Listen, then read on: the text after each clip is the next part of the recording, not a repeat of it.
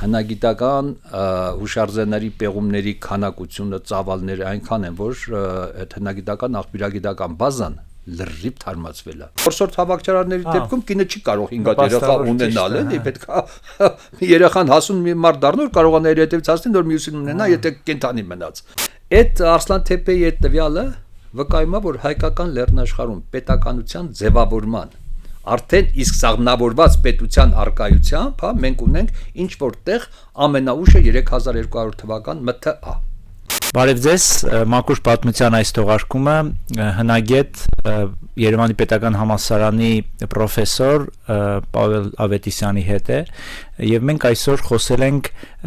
հնագույն պետությունների ձևավորման մասին, մենք խոսել ենք, թե ինչպես էր բարդանում սոցիալական կառուցվածքը մարդկային հասարակությունում եւ ինչպես այդ բարդացման հետևանքով եւ նաեւ մի շարք այլ հարակից գործոնների ազդեցության տակ ստեղծում էին առաջին պետությունները։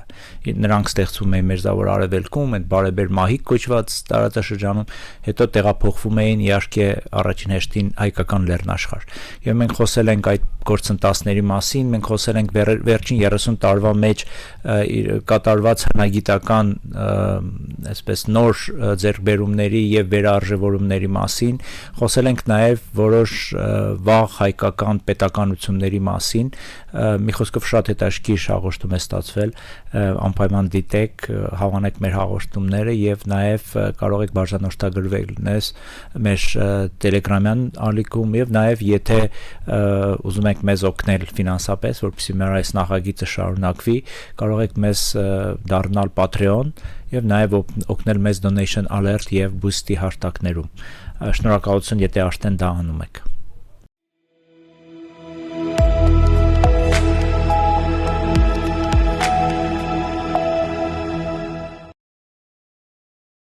Բարև ձեզ, պարոն Ավետիսյան։ Բարև ձեզ։ Այսօր մենք ոնց որ տրամաբանորական շարունակություն ենք ունենալու մեր նախորդ զրույցի, որը մենք քննարկեցինք նեոլիթյան հեղափոխությունը եւ այդպես նոր քարի դարից անցում է դեպի պղնձե քարի դար, այդպես ենք ասում, եւ նաեւ սոցիալական կառուցվածքի փոփոխություն եւ վաղ պետականությունների ստեղծում։ Եվ նոր մի քիչ առաջ որ զրուցում էինք, փաստորեն այս բոլոր հայտնագործությունները որ արվում են, վերջի 20-30 տարվա մեջ են արվել։ Այսինքն, այն ինչ որ ես եմ անցել համալսարանում, այլևս արդիական չի, հա, չի կարող եք այդպես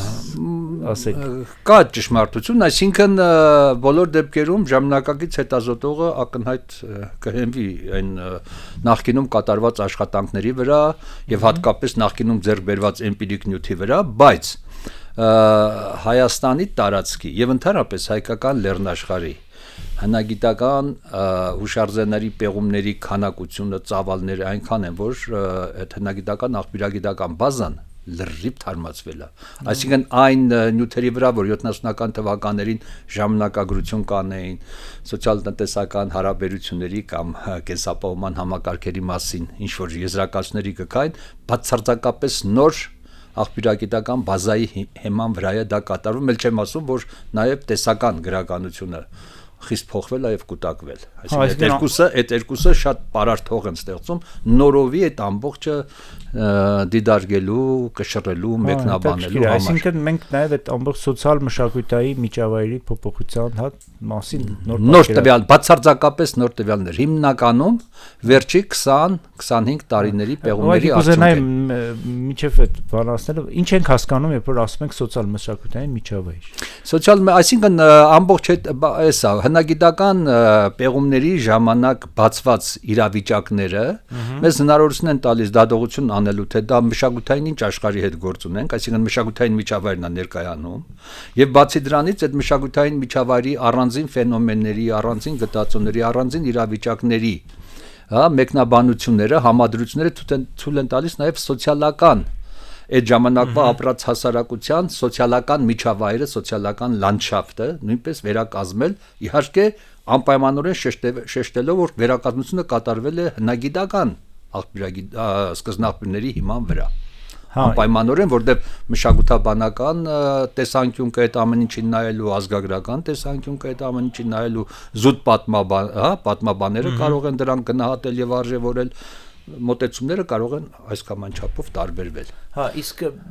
ասում ենք, որ սոցիալական կառուցվածքը բարդանում է, չէ՞։ Այո, միանշանակ։ Այսինքն դա բոլորի համար է, տեսական, հա, Պարզից դառնում է ավելի բարդացված, ավելի ոնց որ ստրուկտուրավորված, չէ՞։ Իսկ ո՞րն է շարժիչ ուժը, ինչի հետևանքով է դա տեղի ունենում։ Այսպես է,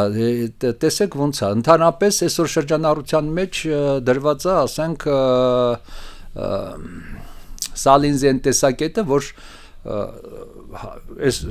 եթե նայենք պատմական ամբողջ կտրվածքով եւ այլն, մենք գործ ունենք այսպես լոկալ խմբերի հետ, որոնք հետո պիտի դառնան ցեղ, հա, այսպես նեոէվոլյուցիոնիստական տեսությունների, այսպես բաներն են, ներկայացուցիչներն են այդ մարդիկ եւ այլն, որոնք այդ թեզերը պաշտպանում են, հետո պիտի գա ուրեմն ցեղը, հետո պիտի գա ուրեմն Չիփ Դոմսը, այսինքն այդ առաջնորդների ինստիտուտը, հետո նոր պետականությունը։ Հիմա այդ ամբողջը գնում է ուրեմն սոցիալական հարաբերությունների բարդացման ճանապարհով, այսինքն հենց այնպես միանգամից որևէ բան չի ստեղծվում, աշճանաբար եւ այլն, ուղղակի այն չափանիշները, որոնցով մենք գնահատենք, որ սա, ասենք օրինակի համար եզրանանվանում են տանուտիրություն, ցեղատիրություն, այդ Չիփ Դոմսին, էլի, եթե այդպիսի իրավիճակ է, ինչ որ չափանիշների բավարարի այդ հասարակությունը կամ մեր ձեռքի տակ դիլնի այն տվյալները, որ հարմարեցնում են կային, թե արձանագրված են, թե չէ։ Եվ այդպես մինչ նեոլիթյան հեղափոխությունը մենք լոկալ խմբերի հետ գործ ունենք։ Նեոլիթյան հեղափոխությունից ապրում էին նույն փոքր խմբերով, նույն տեղում չէին ապրում, նրանք շարժվող էին։ Հա, նկատի ունեմ միավոր ժամանակում իրանք իրար հետ, հա, այդ փոքրիկ խմբեր էին, երբ որ արդեն մենք այդ նեոլիթյան հեղափոխությունը կունենանք եւ կձևավորվեն այն հասարակությունները, որոնք արդեն բնակատեղիներ են կառուցում, բնակատեղիների ցանց ստեղծվում, բնակատեղիների ցանցի մեջ ինչ որ մեկը ավելի կենտրոնական դիրք ունի եւ այլն, ձևավորվում է այն միջավայրը ցանց էլի այդպես, որ այդտեղ արդեն մենք տեսնում ենք, որ դրանց միջև եւ կտրուկ աճումը նաեւ բնակության թիվը շատ կարեւոր է դա, ինչքան շատ բնակության աճ, այնքան ուրեմն փոխհարաբերությունների բարդացման խնդիր, այնքան եւ ներքին հարաբերությունները կարգավորելու անհրաժեշտություն եւ արտաքին աշխարհի հետ փոխհարաբերությունը կարգավորելու անհրաժեշտություն, այսինքն առաջ կգան տնտեսությունը սկսում է ուրեմն դիֆերենցված, հա, sense տարբեր մասնագիտացումներ են տեղ ունենում, մասնագիտացված տնտեսության մեկը անասնապահ, մեկը արհեստավոր, այդ անասնապահության ներսում, այդ հողագործության ներսում եւ այլն, այդ ամբողջը կշարունակվի, իսկ դրանք պահանջում են կարգավորումներ, կառավարում եւ այլն, այդ ամբողջի փոխհարաբերության պատկերը ձևավորվում է սոցիալական ինչ-որ միավորներ, որոնք փոխհարաբերվում են իրար հետ, որոնք նաև բարդացնում են ողջ միջավայրը, եւ որը ի վերջո պիտի բերեր ինչ-որտեղ պետության ձևավորմանը։ Ցեղերը ավելի մեծ խմբեր են աշտել։ Բնականաբար ցեղերը մեծ խմբեր են, բայց այսպես է, միտեղ դա կարող է շատ մեծ լինի, մի քանի հազար բնակչությամբ, մի ուրիշ տեղ դա տասնյակ հազարների կարող է հասնել եւ այլն, այդպես չի որ պարտադիր յուրաքանչյուր այդ 4-5 հիմնական հատկանիշ են առանձնացնում, որ այդ բարդացվածությունը պետք է բերի պետականության, դա բնակչության աճն է, տարածքի խնդիրը, որ այդ հասարակությունը պետք է այդ տարածքին տերը լինի, այսինքն տարածքայնացման խնդիր կա, որ նեոլիթից տեսնում են։ Հա, տարածքը արդեն ընկանում է որպես սեփականություն։ Մինչև այդ ինքը չունի այդպիսի բան, ինքը թափառող կենթանու հետ, որսի կենթանու հետ իր կենսապահովման ռեսուրսները շարժվում են, ինքն էլ հետո շարժվում է։ Այն պահից, երբ որ սկսեց տարածքը ինքը յուրացնել եւ մշակել, այդ տարածքի հետ կապված նոր հարաբերություններ ձևավորվում։ Մեզ միշտ թվում է այսօրվա այսպես ապագայից նայելով իրենց, որ մարդն ու տարածքը միշտ այդպես անմիջական կապ է միշտ եղել, բայց փաստացի մարդկության պատմության գերակշռող բացարձակ մեծամասնությունը մարդը կոնկրետ այս հողի հետ կապ չունեցել, ուղղակի իրան հետաքրքրել է ավելի շատ, ինչպես դուք ասեք, որսը։ Այո, որսը եւ ինքը էկոխորշից էկոխորշ անդադ տեղափոխվել է։ Այսինքն խոտը այստեղ բրծավ, կենթանին այստեղից քաշվեց գնաց, ինքը հետևից դի գնա։ Այնտեղից նորից էլի մի ուրիշ տեղ գնաց, այսպես պատտվի։ Իհարկե դա, ասենք, մի փոքր տարածքի, ու համեմատաբար փոքր տարածքի վրա, այդպես չի որ շատ հեռավոր տարածքներ պիտի գնան։ Բայց ասենք բարեբերդ կիսալուսնի շրջանակներում Զագրոսի փեշերից կարող է գա հասնի ընդհանրենք Իրանի ինչ որ տարածքներ, կենտրոնական շրջաններ, պատտվի նորից գնա այդ փեշերը կամ Տավրոսի հարավային փեշերից բարձրանա Տավրոսի բարձադիր մասեր, Իշնի հյուսիսային մասեր գահասնի ենթադեն Բյուրակն, Նեմրուտ, Վանալիչիկով նորից հետ գնա։ Այսինքն դա արդեն հետոյի բան է, երբ որ հսկայական արդեն ժողովուրդները այդ ժողովրդի մեծ գաղթի ժամանակ հսկայական տարածքներ էին։ Դրանք արդեն մի քիչ ավելի ուշ ժամանակների են, նաև նեոլիթում կա։ Նաև նեոլիթում կա, մենք անցյալ անգամ խոսել ենք, կա նեոլիթյան գաղութացման փուլ, երբ 8-րդ հազարամյակում այդ բնակատեղիները, որ մենք իրենց միջուկային գոտիներում ֆիքսում ենք, դրանք բոլորը գործնականում բոլորը դադարվում են։ Եվ հետո մենք տեսնում ենք արդեն պակետով, ձեռքբերումների ամբողջ փաթեթով դրսևորումներ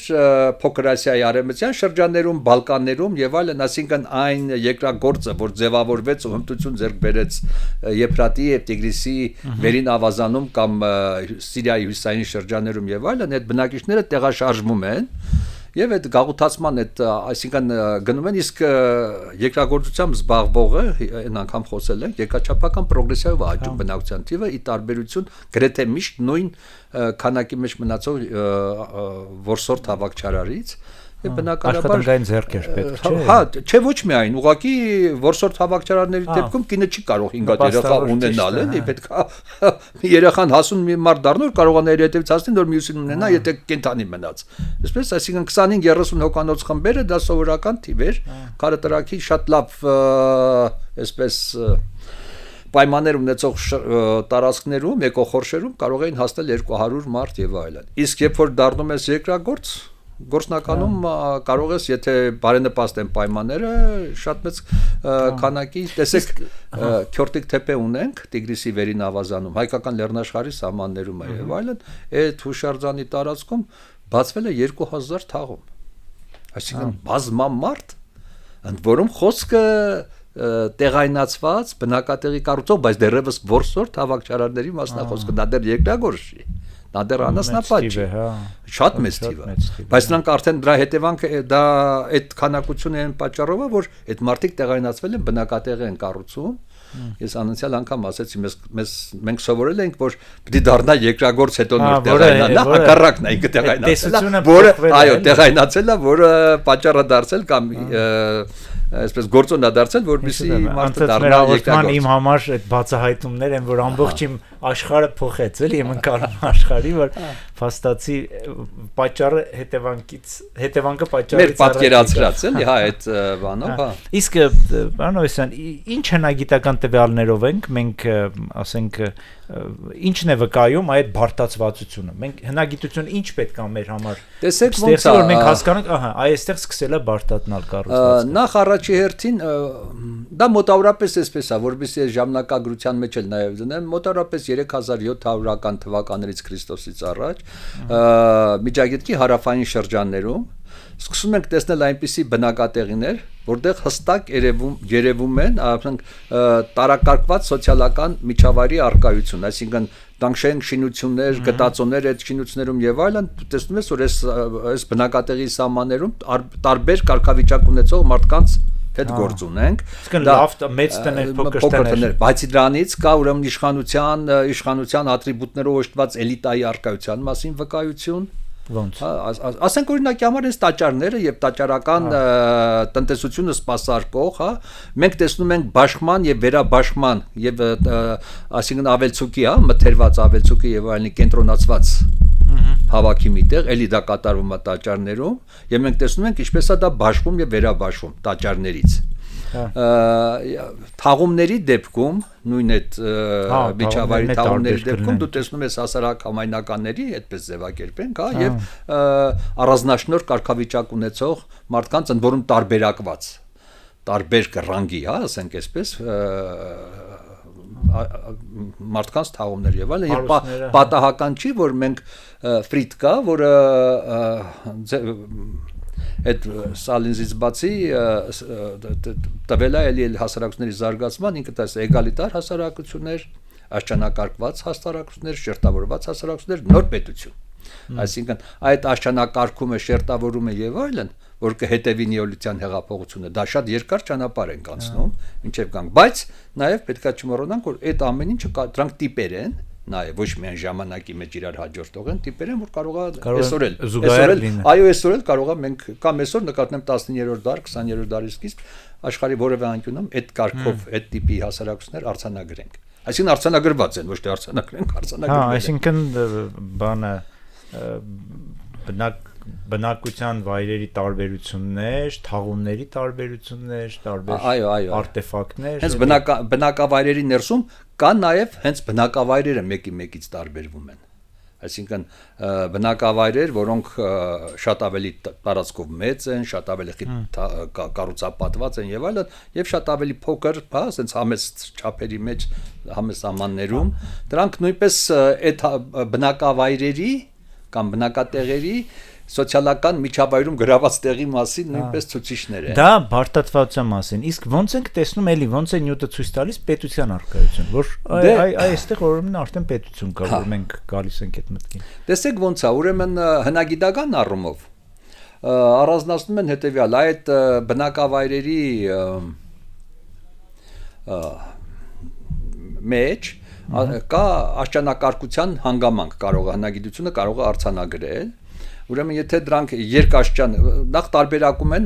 պետականության կլասենի եւ սալնիկի տեսությունը կա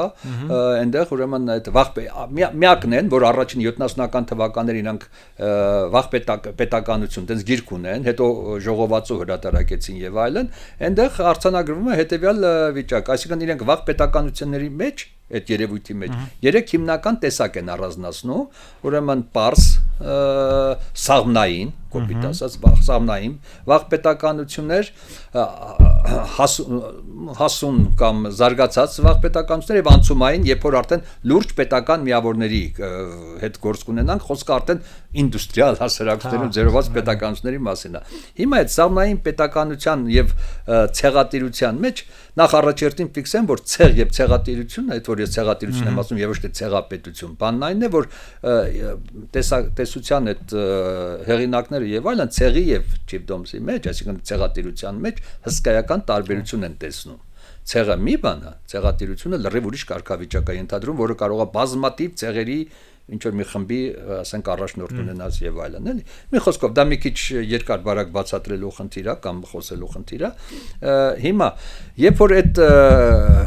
աշճանակարգության այդ հաջորդականության այս պատկերը ունենում ենք ուրեմն հնագիտորեն դա ոնց է առանձնացվում ուրեմն բնակատեղիների տարակարգման հնարավորությունն է հնագիտությունը այդ այնց մասշտաբ ռանկ, հա, այդպես այդ մեթոդաբանությամբ եւ այլն,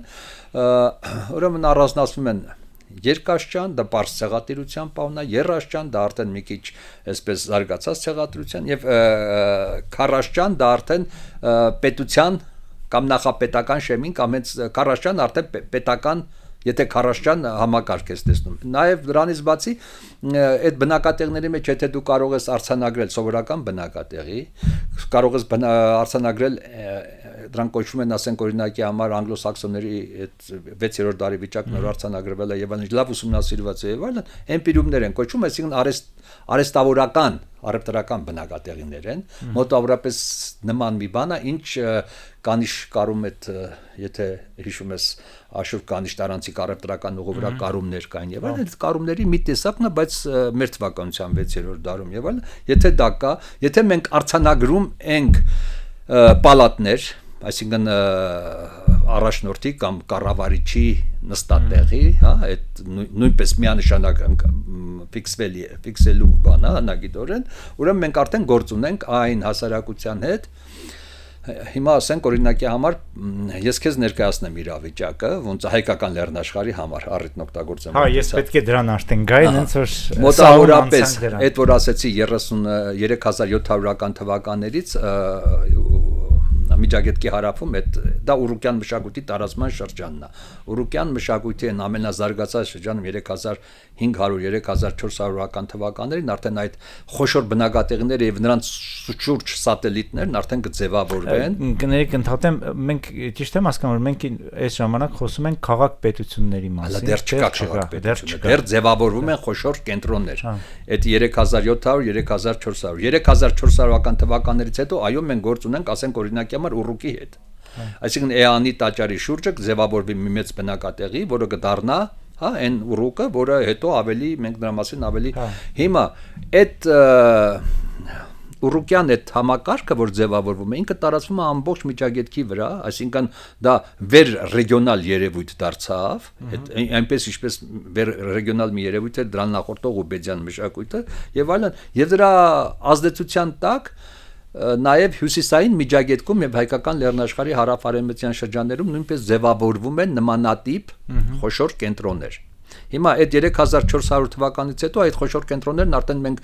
դրանց անվանում ենք արդեն քաղաքներ, այսինքն լուրջ քաղաքներ են, արդեն մենք գիտենք դրանց կառավարիչների անունները, եթե դա հարավում է, այսինքն արդեն գիրն է մեջտեղ գալիս եւ այլն, հա։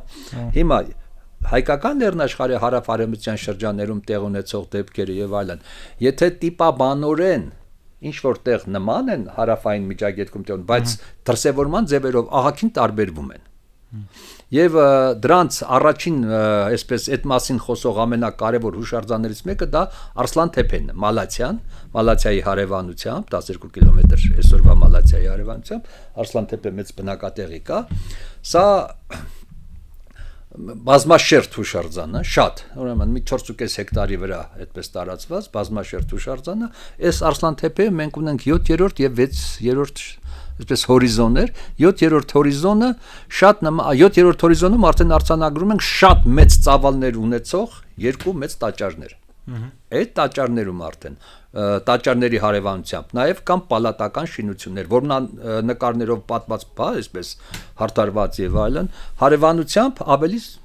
այսպես համեստ կառույցներ։ Հիմա այդ տաճարների մեջ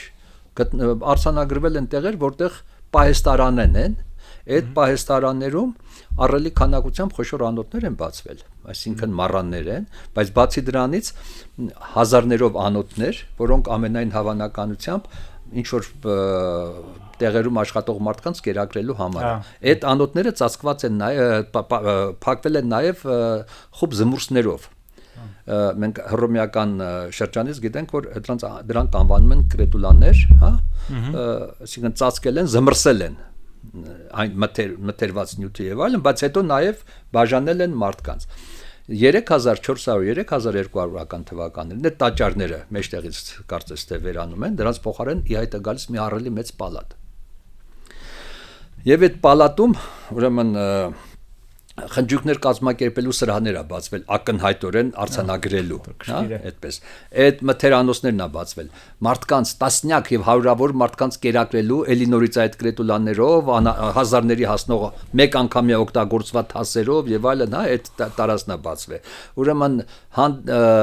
նստելու վայրը, որտեղ պետքա նստեր այդ կառավարիչը, ընդունելության սրահը եւ այլն։ Ընդհանրապես այդ 12-13 թվականների պեղումներից հետո պարզ դարձավ, որ այն Արսլան թեփեն, որ այդ 6-րդ շերտում ենք տեսնում, 6-անա, դա 3400-3200 թվականներն է, ըստ էության ինքը մի հսկայական մեկ պալատ է, այդ ամբողջ բնակատեղին մեկ, այսինքն կառավարիչի նստա վայրն է։ Հա, այդ միանշանակ։ Հիմա այդ կառավարիչի այդ նստավայրի այդ նկարագրությունները եւ այլն պահեստների հնարավորությունը ինչ կարող է այնտեղ պահեստավորել եւ այլն շատ մեծ տարածքների, հա, մթերքը բերելու եւ այդտեղ պահեստավորելու խնդիրը, այսինքն կենտրոնացվում է մի տեղում, հա, բաշխման պահերը ակնհայտորեն կնիկները եւ կնքադրոշները ներողություն կնիկները չէ, հազարներով կնքադրոշներ կան, որոնք էլի այդ մարդկանց ինչ որ բան բաժանելու նշան են եւ նաեւ բյուրոկրատական ապարատի վկայություն։ Այսինքն այս բոլորը թույլ է տալիս ասելու, որ ինչ որտեղ 3400-3200 թվականներին հայկական լեռնաշխարհի հարավ-արևմտյան շրջաններում մենք ունենք պետական կազմավորման մասին վկայություններով հնավայր, դա Արսլան թեփեն է, եւ ամենայն հավանականությամբ այնինչ արձանագրել ենք եւ այլն, դա կարող է խոսել սաղմնային պետության, բայց քաղաք պետության մասին, ընդ որում այդ վաղ պետականությունները 3 հիմնական մակարդակներով կարող են արձանագրել, թե տեղային, լոկալ, թե ազգային, թե տարածաշրջանային, այսինքն իրենք կարող են սահմանային առումով եւ այլն լինել քաղաք պետություն, կարող են ինչ որ ազգային ինչ որ բան լինել, կարող են շատ ավելի, բայց իրենց բնույթով հա, իրենք բոլորը դեռ վաղ պետական համակարգ են, այսինքն դեռ են օրենքներ, գրավոր, ֆիքսած եւ այլն, դրանք չունեն, էլի։ Հիմա այդ Արսլան թեփեի այդ տվյալը վկայում է, որ հայկական լեռնաշխարհում պետականության ձևավորման արդեն իսկ սաղմնավորված պետության արկայությամբ, հա, մենք ունենք ինչ որտեղ ամենաուշը 3200 թվական ՄԹԱ։ որից հետո իհարկե դա միայն հայկական լեռնաշխարհի հարավ-արևմտյան շրջանների համար արձանագրված ունենք, այլ տարածներում պատկերը մի փոքր այլ է, մոտավորապես, եւ ինչ տարբերությունը հարավային Միջագետքի հարավի հետ, այնտեղ այդ ամբողջի սկզբնական մասում ձևավորման կենտրոնում առանցքայինը, դա տաճարներ։ Այստեղ ակնհայտ երևում որ այդ տաճարները ինչ որտեղ 3500-3400-ական թվականներից հետո դերը կորցնում են եւ աշխարհիկ պալատական այսինքն այնտեղ շարունակում է այդ տաճարականը այնտեղ տաճարը միշտ մնում է սիու գեներիս ամբողջը ձևավորելու առանցքային տեղը իսկ այստեղ աշխարհիկն է մեջտեղ գալիս որը ակնհայտորեն մի քիչ այլ է այսինքն փոքրասիական աշխարհին ավելի բնորոշ երևույթ է քան հարավային Միջագետքին թեև երկուսի դեպքում էլ տեմպը եւ այդ պետական կազմավորում ունենալու եւ այլն ինչ որ առանցքային հատկանիշներ եւ այլն Բաշխում կենտրոնացում եւ այլն երկու տեղում էլ նույնն են այսինքն իրար կրկնում են այսինքն ուռուկյան աշխարհ համակարգի հետևանք պետքա դիտել բայց ինքնուրույն զարգացման իր ուղի իսկ եթե ավելի մոտ գանք մեր շրջանի այդ Քուր Արաքսյանի մասին որ խոսենք հիմա ամբողջ խնդիրը էս է ուրեմն այդ Քուր Արաքսյան մշակույթը դի ձևավորվի Քուր Արաքսի էս Միջագետքում հետո դի գնա այդ Արսլան թեփը հենց Քուր Արաքսիները 3100-ական թվականներին հասնում են Արսլան թեփը այդ պալատը վառվեց այդ պալատը շարքից դուրս եկավ եւ այնտեղ այն ընկալումը կա որ այս Տրանսկովկասի այսպես անասնապա շարժուն հանրությունները եկան եւ այդ հայտնի են ծովի ժողովուրդները որ սա մի քիչ այս Քուր Արաքսյան մենք 3000 Քուր Արաքսյան մշակույթի ձևավորման վաղագույն դրսևորումները ավելի շուտ մենք կարձանագրենք 3400-ական թվականներից սկսած բայց այդ պահից սկսած նա սկսում է անմիջապես տարածվել մինչև 2900 թիվը մտա կամ Քրիստոսից առաջ, այդ ընթացքում նա հսկայական տարածքների վրա այդ մշակույթը կտարածվի եւ այդ ամբողջ տարածքների վրա մենք որևէ տեղ արդեն այդ սոցիալական տարակարգության իշխանական ատրիբուտներով օժտված էլիտայի եւ այլն բացի մեկ դեպքից որ էլի Արսլան թեփեում է եւ կապ ունի այդ անցման փուլի հետ էլի այդ բանի մենք որևէ տեղ նման չենք արձանագրում այսինքն Քուր Արաքսյան մշակույթի կրողների մոտ լինելով շատ հզոր եւ այլն պետական վաղ պետական կազմավորումներին մեզ հայտնի ձևերից որևէ մեկը չի արձանագրվում այսինքն այստեղ մենք ավելի շատ ունենք ոչ թե հիերարխիկ համակարգ, այլ հետերարխիկ համակարգ, այսինքն ինչ որ հորիզոնական էգալիտար չի, ինքը շատ հզոր է իր տնտեսությամբ եւ այլն ոչնչով չի զիջում, եթե չի գերազանցում հարևան պետական կառույցներ ունեցող, արիալներին եւ այլն, բայց ինքը չունի այդ համակարգ, այդպես չի կազմակերպում իր հանրային կյանքը։ Բոլորովին ուրիշ սկզբունքներ, այո, հորիզոնական է։ Հետաքրքիր է։ Դա նույնպես կա, ասենք օրինակի համար նույն կարգի պետական պոլիտիա են համարում, ասենք Աթենքի բանը։ Նա այնտեղ այդ համակարգը պետական հիերարխիկ համակարգ ըստ էության չկա, այսինքն բռնության, լեգալացված բռնության հնարավորություն եւ այլն այդպիսի բաներ չկա։ Մի քիչ ուրիշ ձև է այնտեղ, էլի։ Եվ Սպարտան ուրիշ է, Աթենքը ուրիշ է, էլի։ Աթենքի պոլիս, լրիվ ուրիշ, այսինքն նա դասական հիերարխիկ պետական կազմավորման օրինակ չէ, ուրիշ կերպ է։ Նմանատիպ մի լեռնային հասարակությունների մեջ էլ մինչև 19-րդ դարը մեր Կովկասի բան այդ համակարգը գործել է, այսինքն հորիզոնական հարաբերություններ են, քան հիերարխիկ, այդպես կա։ Եվ մեր մոտ, եթե մենք նայում ենք մեր հնագիտական տվյալները, դա այդ երկու համակարգն էլ իրար հետ շարունակաբար իրար կողքի գոյատևել են։ Այսինքն այդ Քուր Արաքսից հետո պատկերը կտրուկ կփոխվի, նորից կգա ինչ որ ոչ թե Քուր Արաքսից հետո, այլ 25-րդ դարից հետո Քրիստոսից առաջ մենք էլի տեսնում ենք, որ պետական վաղ կազմավորումների մասին վկայությունները հուշարձանները բավական մեծ թիվ են կազմում արդեն լեռնաշխարհում։ Էլի եւ լեռնաշխարհի հարավ-արևմտյան շրջաններում նորից էլի Արսլան թեփեն, բայց շատ ավելի Նորշուն թեփը հիմա նա Կեբանի ջրամբարի տակ է մնացել։ Հա, դրա մասն է խոսենք։ Դա փաստորեն արդեն 3-րդ հազարամյակի երկրորդ կեսը։ Երկրորդ կես, այսինքն մի բավական մեծ ժամանակահատված մենք ձեռքի տակ տվյալներ չունենք, որ խոսենք պետական կազմավորումների մասին։ Մենք կարող ենք խոսել, ասենք, օրինակի համար Արենիի քարայրը, որը 4-րդ հազարամյակի առաջի կեսի մեջ, այսինքն համադրելի է ժամանակագրական առումով ուռուկյան այդ համակարգին, Արսլան թեփեն եւ այլն, եթե մենք հիմա նայենք թե այդ Արենիում մենք ինչ ենք արձանագրել, բոլոր այն ատրիբուտները, որ բնորոշ են տաճարին, այսինքն պաշտամունքի հետ կապված գործողությունների ակնհայտ վկայություններ, ասենք եթե նայեք արեն եղել եք, հա իհարկե, տեսել եք են դրանք այդ տարաները ամբողջը պահեստավորման մթերքը պահեստավորելու եւ այլն, այսինքն կենտրոնացված մի տեղ է հավաքված։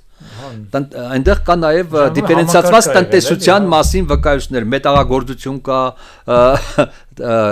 երկրագործական արտադրանքի որը ամբողջ ցիկլի հետ կապված տվյալներ են արձանագրել բան։ Այդ բոլորը կենտրոնացված է, բայց քարայրում։ Այսինքն ինքը լրիվ համարժեքն է այն ամենի, ինչ հարավի համար մենք անվանենք տաճար, այդտեղ մենք արձանագրել ենք Արենիում, ինչու որտեւ այդ հասարակության համար շատ ավելի բնորոշ բան, այսպես սեզոնային տեղաշարժերով անասնապահությունն ու մետաղագործությունը շատ ավելի մեծ դեր է խաղում հասարակության կյանքում, այնտեղ մի քիչ ուրիշ կերպ է եւ այդ իռիգացիոն համակարգ եւ այլն էլ այսպես։ Բայց փող լրացրել են իրար եւ իրար մեջ շատ մեծ կապեր են ունեցել։ Այդ անպայման երևում է նյութից էլի։ Այսինքն մենք իսկ հիմա դրանից հետո ներողություն մենք ունենք պետական կազմավորումների մասին վկայությունների հեատուս մի երկար ժամանակ մինչև 2500-ական թվականները։ Հա, այսինքն տեղ չգիտենք ինչ ա եղել այդ առավոտը։ Տեսեք ոնց է, ասենք Արաքսից հյուսիս ընկած հատվածների համար ինչ իրավիճակ ենք արձանագրում։ Խոսքը այդ 2500-ական թվականները ասում եմ, դա արդեն մոտավորապես քուրարաքսյան մշակույթի, այդ վաղ բրոնզեդարյան քուրարաքսյան մշակույթի կազմալուծման եւ պատմական ասպարեզից դուրս գալու այսպես ժամանակներն են, բայց դա չի տեղի ունենում միանգամից եւ ինքը ժամանակի ու տարածության մեջ դրսևորման տարբերություններ ունի եւ այլն։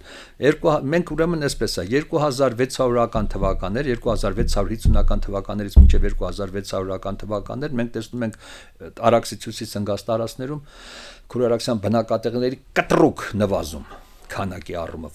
կտրուկ, շատ կտրուկ, հատկապես Արաքսի ավազանի տարածքում, մոտավորապես 10-15 անգամ, այսինքն մենք ունենք 50-60 մեզ հայտնի հուշարձան բնակավայր, հա,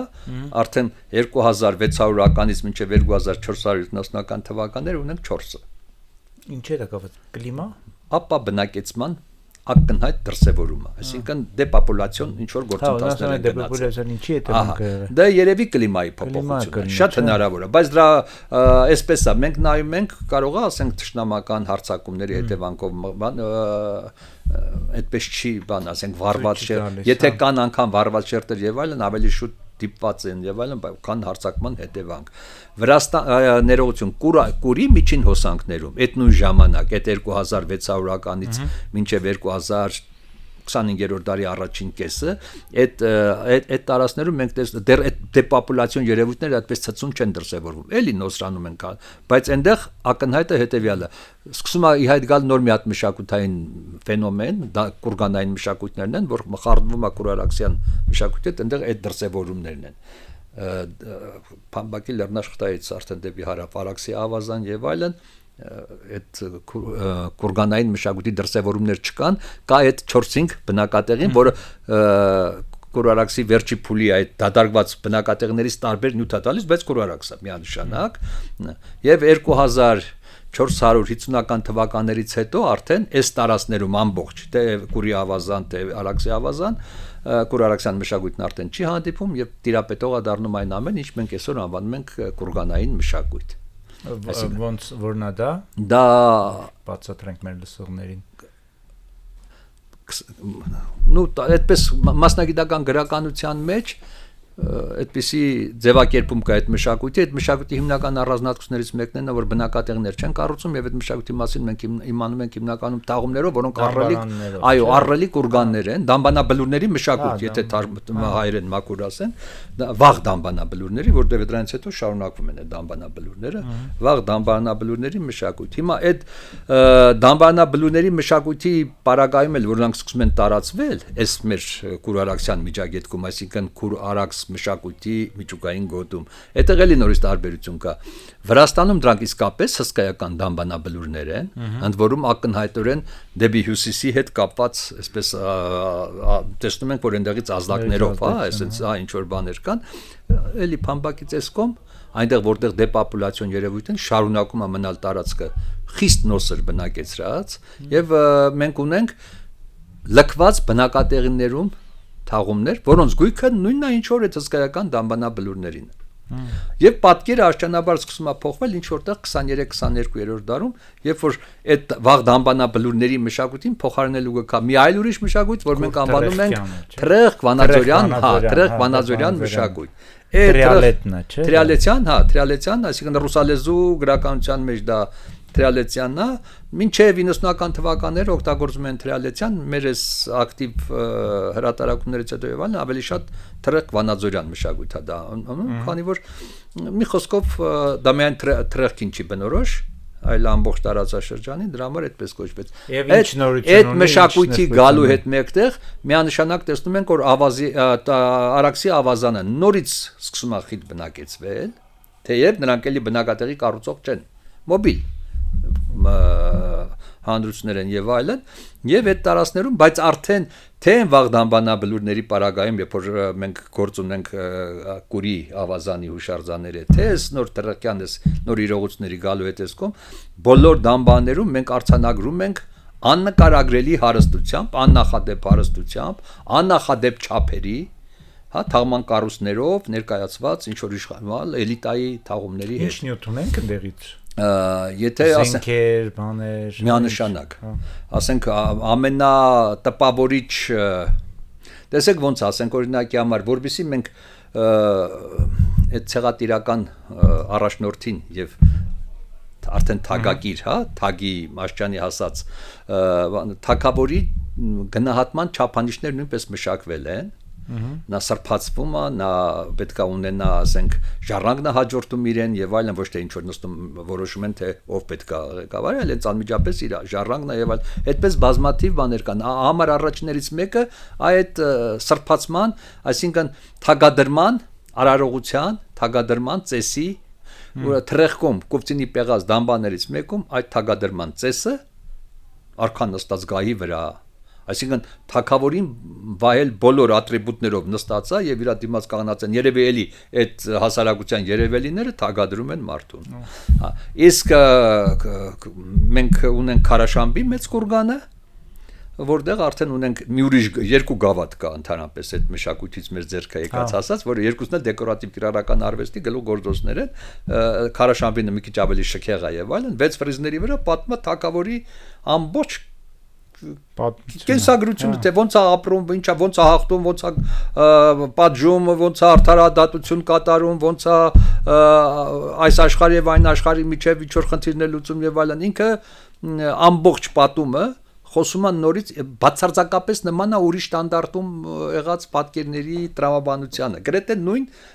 տեսարաններն են, այսինքն նույն պատումներն են, այսպես բերում են ընծաներ, ինքը նստած է, հետևում նվագում են նվագողները, դեմից մատրվակը գինի է տալիս եւ այլն, նույն պատկերները այնտեղ են, եթե նայեք, էլի, այսինքն մենք գործ ունենք արդեն այդ հատկանիշներով հանդերձ, մենք գործ ունենք ակնհայտորեն թագավորական կարգ ունեցող թագավորի վայել մարդկանց հետ, այսինքն արդեն վաղ կուրգաներից սկսած եւ հատկապես Թրեղ Վանաձորյան մշակույթի տարածման ժամանակներում հայկական լեռնաշխարհի այս հատվածներում ժամանակակից Հայաստան, Վրաստանի տարածք, Արևմտյան Ադրբեջանի արևմտյան հատվածներ եւ այլն, մենք ակնհայտորեն արձանագրում ենք վաղ պետականության հնագիտական դրսևորումները, միայն այն տարբերությամբ, որ սրանք տարածքային կազմավորումներ չեն, այս դրանք, որտեղ երբ որ մենք խոսում ենք վաղ պետականությունների մասին, պետք է հիշենք նաև, որ այդ տեսական գրականության մեջ կա եւ տարածքային, եւ որ ինքը ուղղակի իր համայնքի թագավորն է եւ այդ համայնքը կարող է շարժվի ինչպես քոչվորների մոտ, այսինքն ինքը այդ կարգավիճակին կրողն է, բայց նրանք կարող է տեղից տեղ տեղափոխվեն, այսինքն թեև տարածքել ինչ որ տեղ են, բայց վերջնական տարածքայնացված պետականություններ մենք ունենանք 15-րդ դար եւ դրանից հետո։ Թեև կշարունակեն նաև շարժվողները, այսինքն տեղից տեղ գնացողները։ Չէ, որտեղ եթե մենք Հայասա, Իսուվա, Ալզի եւ այլն, երբ որ նաիրյան թագավորների մասին ասում են, քաղաքներ էլ կան թագավորներ, որոնք իրենց զորքով են, ինք քաղաք մաղաք չի պատմում։ Այսինքն այդ մարդիկ ինչ որ ուժի տեր են եւ այդ ուժը ոնց որ ասենք մուշկերի մասին որ նկարագրում է եւ այլն, որոնք ամենայն հավանականությամբ ինչ որ տեղից ինչ որտեղ շարժվում են, զբաղված են ավարով, ավարառությամբ կամ ինչ որ մարդկանց հարկի տակ դնելով, տարածքների եւ այլն։ Այդպես դա եւ այդպեսի հանրություններ են։ Եվ որ ասում ենք թագավորական իշխանության այդ ատրիբուտները, ասենք ինչն ենք նկատի ունենք մենք այդ։ Առաջի հերթին հենց այդ գավաթի վրա պատկերված է թագավորը նստած գահին կամ գահավորակին։ Հին արևելյան պատկերագրության մեջ սովորական եթե դա թագավոր է կամ չէ, թագ չունի, բայց եթե դա թագավոր է կամ աստվածային ծագում ունի, նրա ոտքերը պիտի գետնին չկպնեն, այսինքն ոտքերի տակ անպայմանորեն ինչ որ լրացիչ բան է դրվում։ Երկու դեպքում էլ, երկու գավաթների վրա էլ այդ մարդկանց ոտքերի տակ ինչ որ բան, ասենք, չգիտեմ, գորգա փռված, ինչ որ մի բան ակնհայտ երևում է, որ ոտքերի տակ, այսինքն այդ մարդիկ բացի դրանից ինք ավելի խոշորա նկարվում, հա, նստած է, մատրվակներն իրեն այսպես սպասարկում են։ Չէ, բայց գտած դամբարաններից գտնված նյութն ասում է։ Ուրեմն մենք այդ նույն Քարաշամբի մեծ կորգանից մենք ունենք սակր, բայց արծաթից։ Մենք ունենք իշխանության խորհրդանիշ, կլոր այսպես տափակ ոնց անվանեմ նրան, դիսկ, հա, դիսկի այդպես ձեռքին, բայց ոսկով զարդարված կոթարով եւ այլն, ամենահնարավորական սովորական հասարակ մարդու։ Էլ չեմ ասում, որ այդ դամբաներից դուրս են գալիս նաեւ կեռիկներ, էլի զարդարված կոթերով եւ այլն, որոնք մենք դրանց տեսնում ենք անգամ եգիպտական փարավոնների ձեռքին։ Այսինքն դրանք իշխանության, շատ բարձր իշխանության խորհրդանշաններ են, խորհրդանիշեր են, որոնք այդ դամբաներում արձանագրվում են։ Էլ չեմ ասում դեկորատիվ կիրառական արվեստի, ասենք ծնորի դամբանում առուծի արցանիկ, թաղվածը պատգարակի վրա, ասենք նաև դա մեր Վանաձորում է, ուրեմն փայտից շինած այսպես մահիճ անվանենք դրանց, այդ մահիճը ծածկված է կամ արծաթից լենտերով, հա, կամ բրոնզից լենտերով, բայց ոսկուց էլ ինչ որ գամերով ամրացված եւ այլն։ Եվ աճունափոշին այդ ժամանակ ավելի շատ դիակիզում է, աճունափոշին դրված ասենք կամ աճունափոշի ինչ որ մնացորդներ այդ տարածքներում արձանագրվում են։ 150 քառակուսի մետրից ոչ պակաս, ուրեմն թաղմախուցը։ Սայլը դրած մեջը։ Սայլի մեջ մարդիկ, սայլի շուրջ էլի մարդիկ, հա, թաղված, այսինքն երևի ուղեկցող թաղումներ եւ այլն։ Եթե թալանված այո, ուղակի ցավն է, որ այդ դամբաների մեծ մասը ժամանակին թալանվել է, բայց այդ թալանվելուց հետո էլ մեկը բոլոր դեպքերում բավական մեծ քանակությամբ ոսկուց եւ արծաթից պատրաստված իր առարկաներ են դուրս գալիս։ Ոնց բակահույքը, աթոռներ, գահավորակներ 5000 տարի առաջվա նյութը ոնց է պահպանվում է եւ մի մասը իհարկե եթե փայտից են եւ այլն այնքան էլ լավ չեն պահպանվել, բայց այսօրվա մեր վերականգնողների եւ վերականգնման համար նախատեսված միջոցների, հա,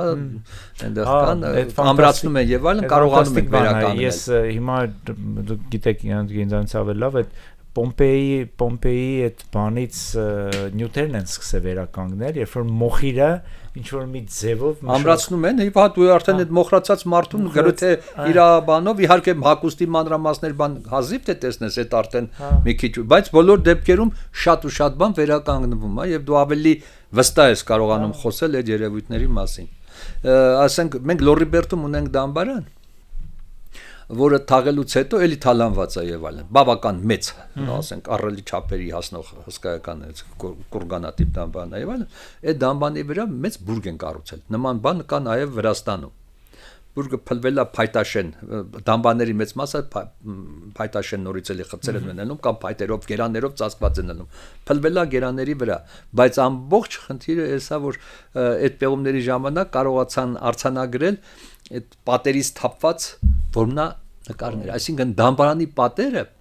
ամբողջը պատված են եղել, հա, որմնա նկարներով, ընդ որում դա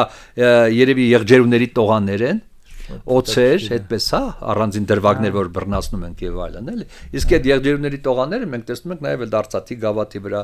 Վահանի ներողություն, Կարաշամբի մեծ կուրգանի գավաթի վրա արուսների տողանն ենք տեսնում, այսինքն էլի սրբազան երթերի եւ այլն արդեն կենտանական կոդով ներկայացված էլի։ Դե հետո նաև միջավայրից կապ ունի, չէ՞, տեղ կա որ ավելի բնավ կլիմայական պայմանները թույլ են տալիս, այսինքն ջերմաստիճանային տատանումներ, նույն Արենիի այդ քարանձավի ֆենոմենը Հա, պահպանության առումով, այո, այդ միանշանակ։ Դա պետքա բախտերս բերի այնպեսի տեղ լինի, որ այդ կա, միանշանակ այդ կա,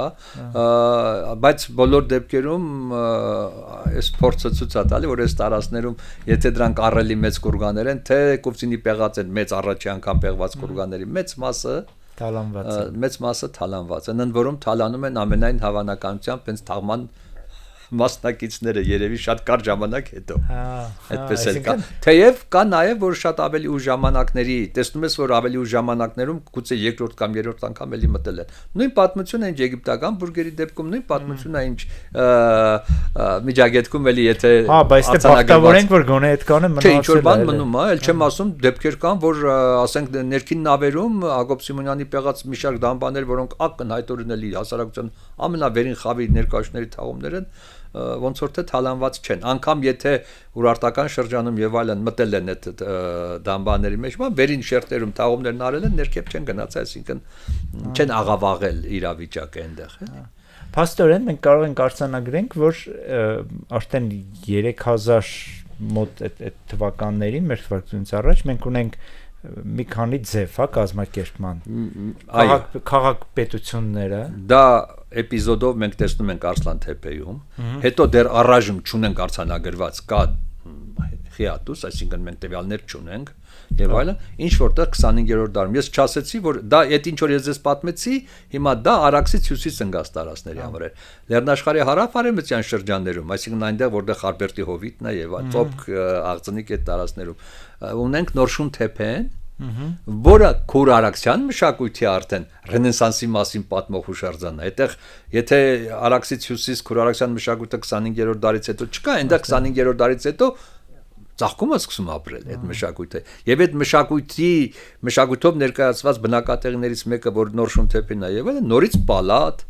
նորից մառաններ այդ մառաններում հսկայական տարողությամբ էլի կարասներ այդ կարասների տարողությունը չափել են եւ հաշվել են որ շրջակա ինչքան հարթավայր կա ամբողջ բերքը հնարավոր է բերել այդ կարասների մեջ պահել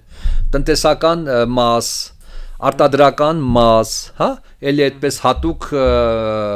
հանդիսավոր արարողների համար սրահներ եւ այլն, այսինքն Նորշուն թեփեն ամենայն հավանականությամբ նույնպես եղել է, հա, խոշոր ինչ որ մի կենտրոն, ընդ որում ինքը շարունակի գոյատևել մինչև միջին բրոնզի դարի արդեն 18 այդ ժամանակները։ Մի խոսքով ուզեմ ասեմ, այնտեղ, այսինքն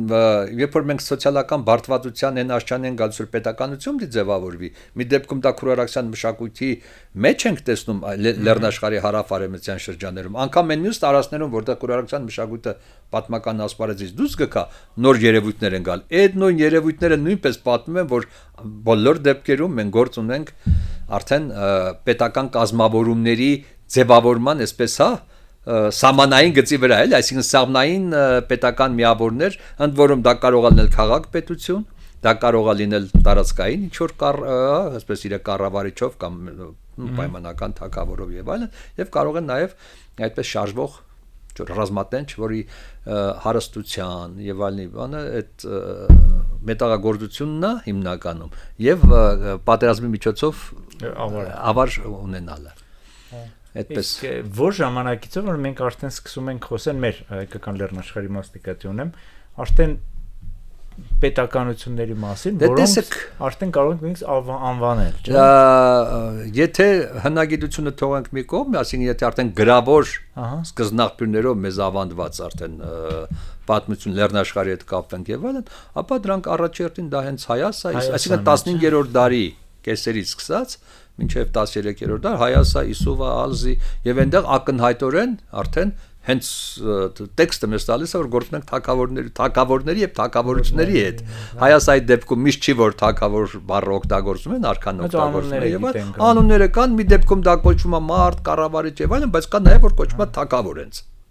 հա Ալզի դեպքում արդեն թագավորությունն ենք Իսուվայի դեպքում 13-րդ դարից արդեն թագավորներ են ընդ որում առաջին թագավորը հենց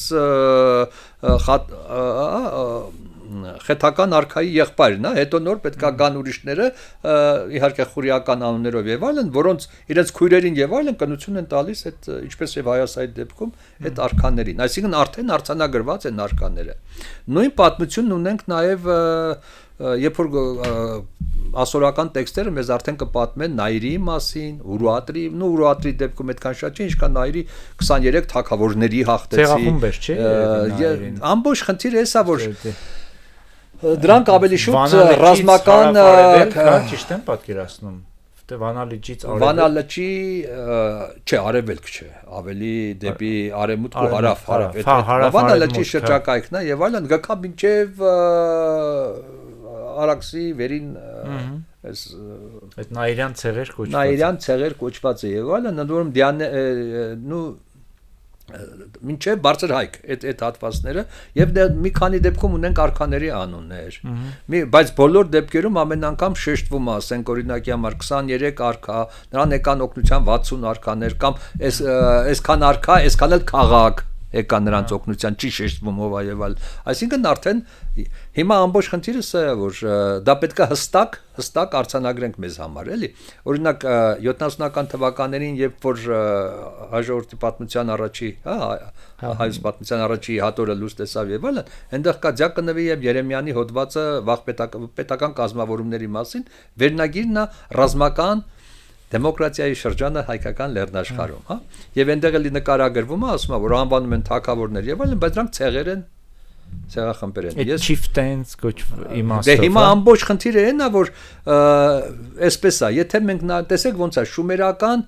առաջի արքայացանկից սկսած, մենք գիտենք, որ արքայական իշխանությունը երկնքից ասին այդ մարդկանց ընկալումներում է երկնքից իջավ առաջի անգամ ասում է երբ որ երկնքից իջավ թագավորությունը գահանից դարավ ասենք Էրիդուն հա հետո չգիտեմ Էրիդուն կրվեց այս մյուսը գահանից դարավ եւ այլն այսինքն դրանք բոլորը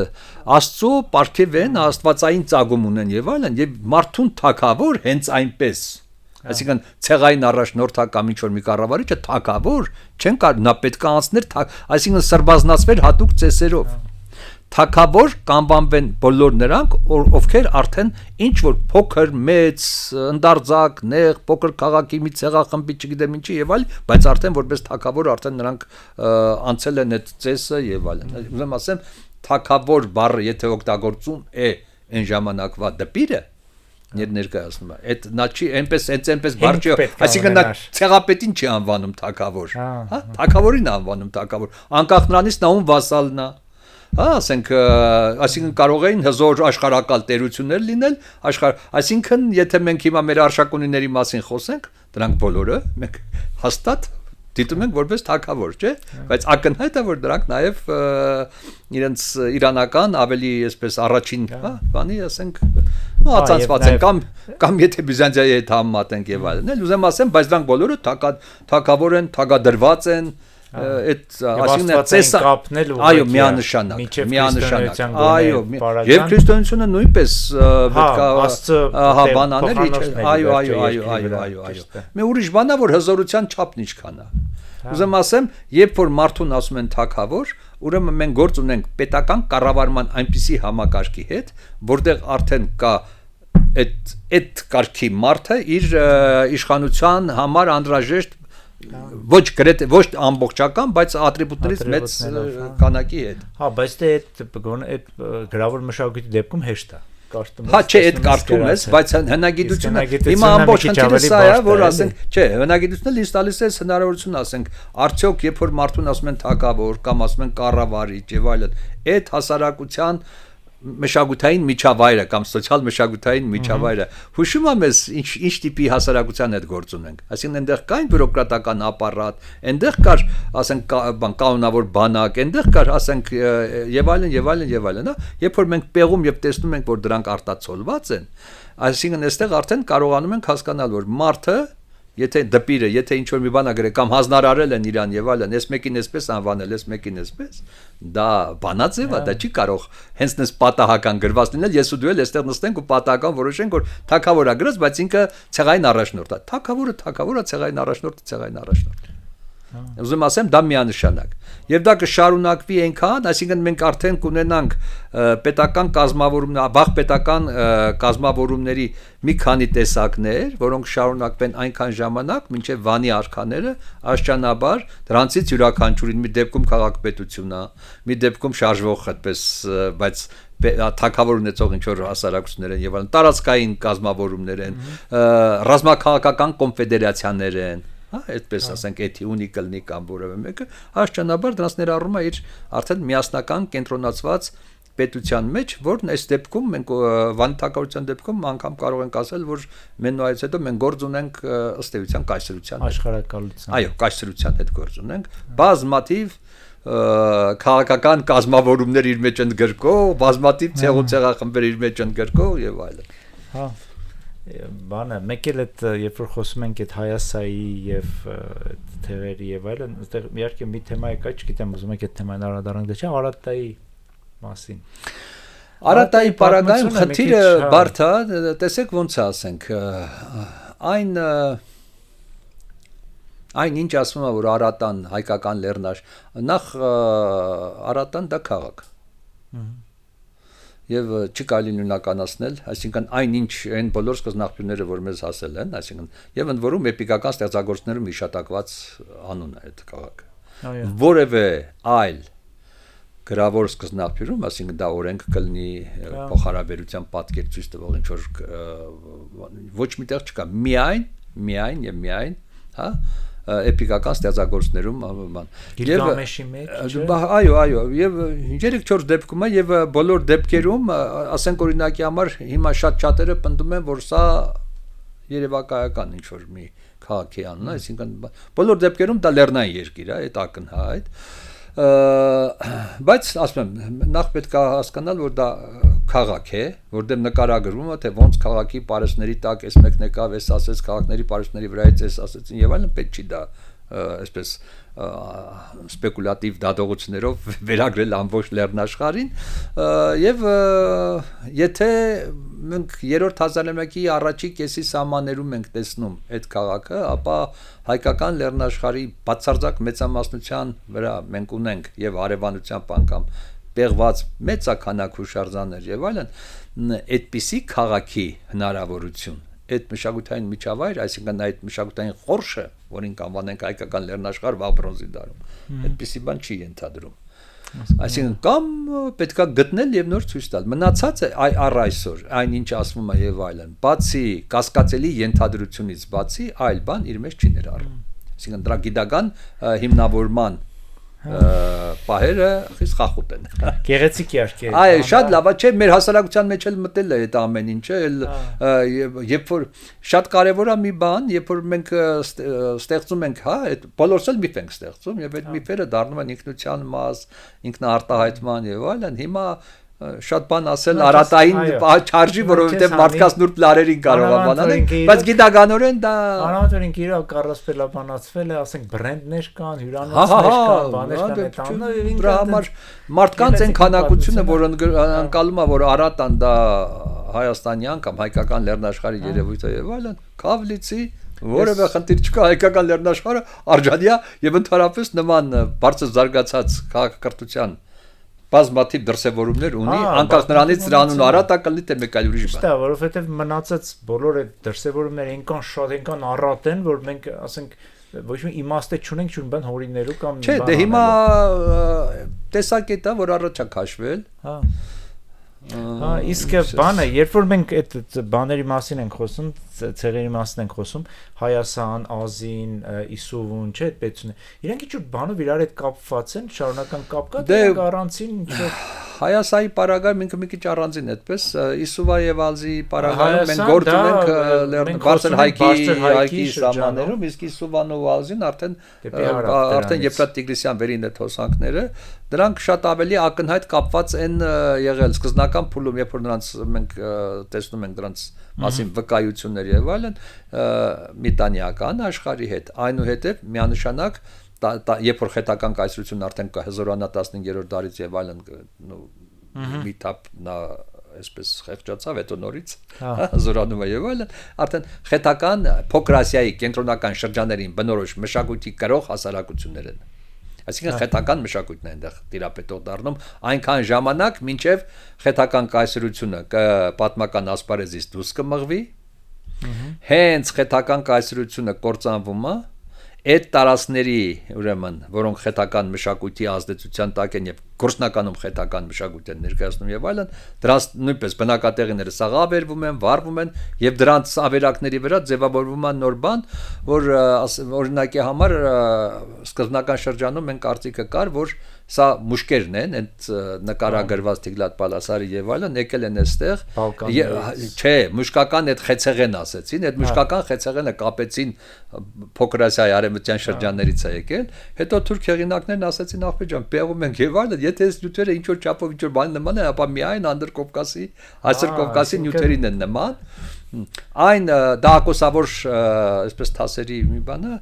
եւ իրականում այդ խեցեղենը, եթե մենք այսօր տեսնում ենք այդ խետական կայսրության, այդ խետական մշակույթի դուրս մղումից հետո ինչ որ այնտեղ տեսնում ենք, խոսքը 12-րդ դարի երկրորդ կես, այդպես այդ ժամանակներն են, եթե այնտեղ ներհոսք կա, ապա դա կամ բարձր հայկից, կամ մեր տարածքներից։ Ընդդուպ մինչև մեր տարածքներով ասելով ես նկատի ունեմ թե Արաքսի ավազանը, թե Ուրմիայի առափնյա շրջանները։ Այդ խեցեղենը այստեղ կա։ Եվ ընդ որում ամենահետաքրքիրն ինչ է, այդ խեցեղենը այստեղ շատ ավելի տիպական է մեր ուշ բրոնզի դարին։ Այնտեղ դա հանդես, այսինքն 13-րդ դար եւ դրանից վաղ, իսկ այնտեղ դա հանդես է գալի 12-րդ դարի ու կեսերից սկսած։ Հիմա մի ուրիշ շատ հետաքրքիր բան էլ կա։ Հայաստանի տարածքում բազմաթիվ մենք շրջաններ ունենք, հատկապես Սևանի ավազանի հյուսիսարևմտյան շրջանները, գրեթե Արագածի, գրեթե ողջ փեշերը, անմիջականորեն փեշերը եւ այլն։ Այդ ժամանակ այդտեղի բնակատեղիները դադարվում են։ Այսինքն դա եւ դամբանադաշտերով է երևում, այսինքն դու պեղում ես մի դամբանդաշտ, հարյուրներով թաղումներ, հետո կրճատվում է թաղումները։ Չկա։ Խոսքը թաղումներ 15-րդ դար, 14-րդ դար, 13-րդ դար եւ այլն 13-ից 12-րդ դար հարյուրներով են, դե մնում է 4-5 հատ թաղում։ Այսինքն դա հնագետը չի գնաց հատուկ ընտրել, դասից չի երևում։ Դա նույն այդպիսի իրավիճակ ունենք մենք Լճաշենի դամբանդաշտում, երբ որ հարյուրներով պեղվել են մի քանի էլ չկա, այնտեղ ընդհանրապես չկա երկաթի, վաղ երկաթի, այդ խոսքս վաղ երկաթի դարաշրջանի մասն է, որ ասում եմ, այդ մշկական խեցեղենը։ Վաղ երկաթի դարին բնորոշ նյութ այդտեղ չկա։ Արտիկում պեղվել է մոտ 700, եթե մի քիչ ավել դամբարան, այդ 700-ից մի 20-նա որ երկաթի դարի, վաղ երկաթի դարին վերաբերում, այսինքն դադարվել են։ Եվ հայ-ամերիկյան արշավախմբով Գեղարո, Ծաղկահովիտ այդ տարածքներում մենք պեղել ենք, հա։ Բնակատեղիների շերտերը այս ժամանակ դադարում են գոյություն ունենալուց։ Դա եւս մի անգամ վկայում է այսինքն այդտեղից բնակչության արտահոսք դեմոգրաֆիական ցիկլայնության մասին։ Նաեւ մեզ միշտ թվում է թե մեզ որն է ինձ միշտ թված է, չասեմ մեզ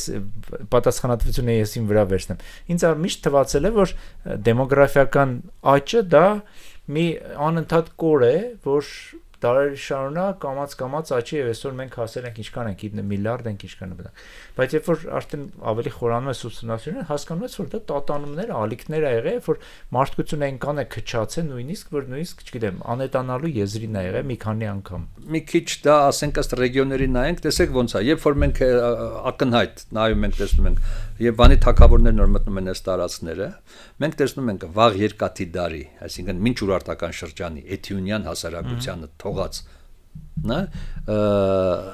դամբանադաշտեր պեղում ենք ասենք 100 թաղում 150 թաղում կան այդ քանակությամբ որ մենք պեղել ենք եւ այլն խոսքը ուժ բրոնզի դարի մասին չի հենց անմիջապորեն Ուրարտուի հենց նախորդողա թվագրունք էլի նորից բնակչություն չկա իսկ մենք դա գիտենք որ ուրարտական արքաների թողած սեփագիր արձանագրությունները ասում են որ եկանք ստե ինչ կար չկար հավաքեցին տարանք մի ուրիշ տեղ բնակեցրեցինք այնտեղից խաթից ծուպանից բերեցինք այստեղ բնակեցրեցինք այսինքն մարդկային բավականին լուր զանգվածներ այսինքն դադարգվելը բնակատեղիների դադարգվելը դեռ չի նշանակում որ նրանք ուրեմն ատեղից գնացին ինչ որ մի ուրիշ տեղ պետք է որ այստեղ խնդիրը նա թե պատճառը որն էր դա բնակ կլիմայական մարդը չի կարողանում տարածքում արդեն հա տարածքը յուրացնել եւ ապրել կենսապահովման համար անհրաժեշտ պայմաններ չկան տեղաշարժակատարում թե ճշնամու հա այսպես ճշման հետևանքով թողի կգնա այդ պետականության ձևավորման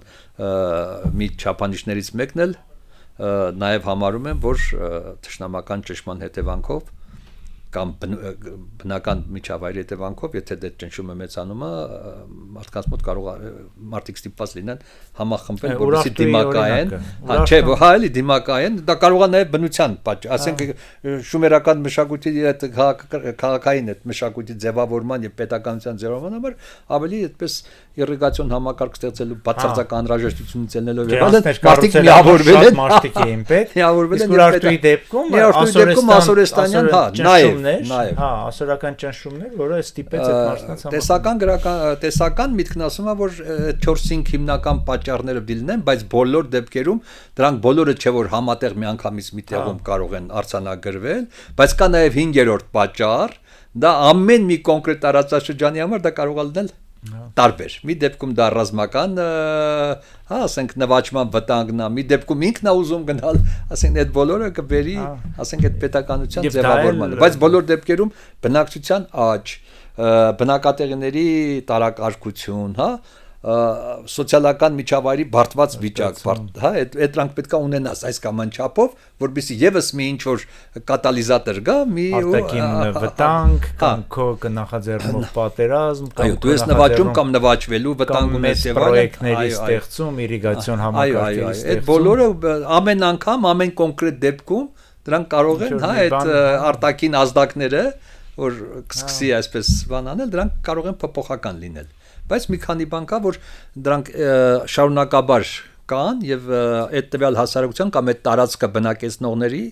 եթե հասարակությունն անգամ փոխել են զարգացման ընթացքում պիտի ձևավորվեն կուտակվեր այսինքն դա պիտի կումուլատիվ process է պիտի գար ինչ որ մի պահի որովհետեւ ինքը բերեր մի հատ կողքից ազդակ եւ բերեր այդ իրավիճակի ձևավորմանը հա շատ հետաքրքիր է ու ամեն անգամ երբ որ այս թեմաներով ես կաշտում եմ ես փորձում եմ ինձ արհեստականորեն sense տեղափոխեմ այդ դարեր ու համոզեմ ինձ որ դա մի այնքան հսկայական ժամանակահատված է որը մեր ժամանակակից էս ժամանակահատվածից ավելի մեծ շրջան է այսինքն մենք խոսում ենք հազարամյակների մասին ոչ թե բոլոր դեպքերում այո այսինքն մեր թվարկությունից առաջ երբ որ մենք խոսում ենք բանը 3500 տարի առաջ տեղունցած իրադարձությունների մասին։ Այսինքն գրավոր են առաջի տվյալներից մինչև մեր օրերը, նույնքան ժամանակ են, ինչքան դրանից առաջ ընկած մինչև այդ առաջի դրսևորումները։ Այո, դա է ուզում ասել, որ ու մենք այդ շրջաններին անիրավի քիչ բան ենք ուշադրություն ենք տալ։ Պարզ է նյութը քիչ է երևի, մենք ստիպված ենք տենց կոնստրուկտել, տենց հատիկ լեգոյի նման տենց հավաքել կամ puzzle-ի նման նույնիսկ հավաքել, բայց ամեն դեպքում պետք է ինձ թվում է այդ գիտակցությունը նաև մտցնենք ուսանողների կամ մեր հասարակության համար թե ինչ հսկայական ժամանակահատված ենք մենք անցնել որ այսօր հասնենք էլի այդպես մի խնդիր ունենք այստեղ էսպես է ուրեմն այդ էմպիրիկ նյութի եւ այդ տեսական մտքի եւ ակնհայտ է մի բան է որ ասենք մեր իրականության մեջ հատկապես մեր պատմաբանները այդ խնդիրներին գրեթե ուշադրություն չեն դարձնում, եթե մեր արևելագետները չեն նկարագրում Հայաստան եւ այլն, այսինքն այդ գրավոր տվյալներով այդ իրավիճակները, որ ասենք հնուց կա եւ Արամ Քոսյանի եւ այլն կատարած աշխատանքները Գրեկյանը անգերազանցելի է այդ Վանի թագավորության շրջանի նրա ներկայացրածը դասական ինչ որ մի բան է որ լդեր հետո կգնահատվի եւ այլն այսինքն ուզեմ ասեմ այդ տիպի հետազոտողներ են մեզ պետք որոնք շատ ավելի այսպես մեծ հայացքով հա կամ տարբեր հայացքներով կնայեն այդ աշխարհներին բայց մեր մոտ շատ այսպես ընդունված է այսպես վաղ պետականության ձևավորման խնդիրները մեր մոտ առավելապես ինչ որ չափով իրավաբանների ու քաղաքագետների աշխատանքներում երևում ընդհանուր բնույթի ձևակերպումների եւ այլն, այսինքն ինչ ընկալումներ են եղել աստվածապետական, հա,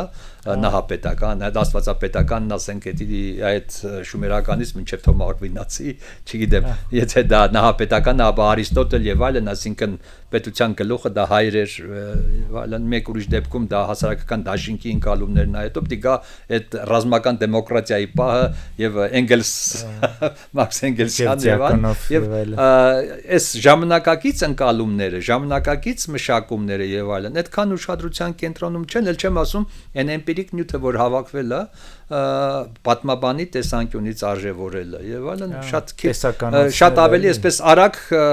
խայծի նման վերցնում են սպեկուլատիվ դատողություններ, քանի որ այսպես ու ինչ որ մի բաների արատա եւ այլն այդպիսի, որը կարող է տեղ ունենալ, բայց դրանով հնարավոր չէ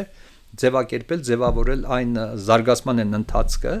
որ իրականում տեղի ունեցել, կամ մեր ձեռքի տակ կան իրական տվյալներ, պետքա նախ եւ առաջ այդտեղից դուրս գալ, հետո նոր մնացած ամեն ինչ։ Հասկանալի է։ Իսկ օրինակ կրոնական պատկերացումների վերաբերյալ մենք գիտենք, ասենք ինչի են հավատացել կամ այդ տաճարները, որ կառուցվել են, ինչ բնույթի են եղել, այսինքն ինչ հավատալիքներ ա ունեցել ժամանակվա մարդը։ Այսպես է, եթե հնագիտական տվյալներով անդրադառնանք այն արդեն նախ եւ առաջ պետք է արձանագրենք հետեւյալը, որ այդ ինչ որ մենք ասացինք, որ պետականության վաղ պետական կազմավորումների ձևավորման շրջան եւ այլն, ապա թագավորի անսահմանափակ, միապետական այդ իշխանությունը լեգիտիմացվում է նաեւ կրոնական պատկերացումներով, այսինքն այդ հավատ, կրոնական պատկերացում, համակարգ եւ այլն պետք։ Հիմա այն որ այդ հասարակությունները վաղագույն շրջանից, այսինքն երբ որ ես ասում եմ, այդ տաճար բացվեց Արսլան թեփերում եւ այլն, այնտեղ բավական տվյալներ կան, որ մենք տեսնում ենք, որ ծես են արել, գործողություններ ա կատարվել եւ այլն, պատկերագրությամբ ինչ որ բաներ, որ կարող են ենթադրաբար, այսպես, բայց որ նստել եւ ասել, որ կրոնն այսպեսին եղել է, այսպես, այդ եթե դա գրավոր տվյալ չկա, շատ դժվար է, այսինքն ենթադրությունների դաշնում ենք, բայց ասենք որ բան չկա, պատկեր չկա։ Ամեն ինչ էլ կա։ Ասենք օրինակի համար այդ Թրեք Վանաձորյան մշակույթի հուշարձաններում թաղումներ, էլիտար թաղումներ, երբ որ մենք այսինքն հասարակության վերնախավի թաղումները մենք տեսնում ենք կանոնիկ արևելյան գլխապատի տակ երկու խոշոր եղջերավորի թաղում իր ուրեմն մաշկազերծված վերջույթներ, գլուխ, դրված այդտեղ արևային մոտիվներով զարդարված ոսկու ծիրեր ու առարկաներ, երկնային ջրերի մոտիվներով բաներ, այսինքն ամենայն հավանական, չէ, նաև դիակիզում, այսինքն ակնհայտորեն այդ մարդիկ արևապաշտության, այսինքն ոնց որ խետական թագավոր ես արևս ես այդ դաշտում գտնվող մարդիկ են, կարող ենք տիպաբանական զուգահեռներ տանել գրավոր ավանդված ինչ որ ընկալումների կրոնական ընկալումների եւ այլն, բայց որ վստահաբար ասել այսպես է, այդ մի քիչ դժվար կլինի, ոչ թե դժվար կլինի, սպեկուլատիվ բնույթի դատողություն կլինի։ Մենք ընդհանրապես կարող ենք մենք կարող ենք ենթադրություններ անել, որ տիպօրինակ զուգահեռներ լեզվականն է, ասենք արդեն արձանագրված եւ այլն, կարծես թե սա համահունչ է այդ պատկերագրության լեզվով, կարծես թե պատմում է այն, ինչ գրավոր ավանդված է։ Դրան բանորել էր էլի մարդը։ Այդ կա եւ դրանց բոլորի մեջ ակնհայտորեն երևում է նաեւ այն պահը, երբ որ այդ լեգիտիմացնում են կառավարչին, թագավորին, անպայմանորեն, այսինքն պատկերագրության մեջ այդ մեկը, ասենք, ավելի խոշորանկար պատկերված, ինքը շատ ավելի լավ պատժողի դիրքում է պատկերված, հաղթողի դիրքում է պատկերված եւ այլն, այդ ամեն ինչը կա, այո, միանշանակ, որում այդ Քարաշամբի գավաթի վրա մեկը մատրվակումը գինի է տալիս, հետևի կանացը Փառաբանող ինչ որ երգ է երգում արքայի առաջ, էլի, այսինքն փառաբանում նրա սխրագործները ակնհայտ որ նայեք պատկերին հրաշալի բան է։ Ես հասկացա, մեր այս վիդեոյի այդ առաջի էջում կդնենք հենց այդ չենք ասենց ձերքերը ասենց մեկնած իրան, իսկ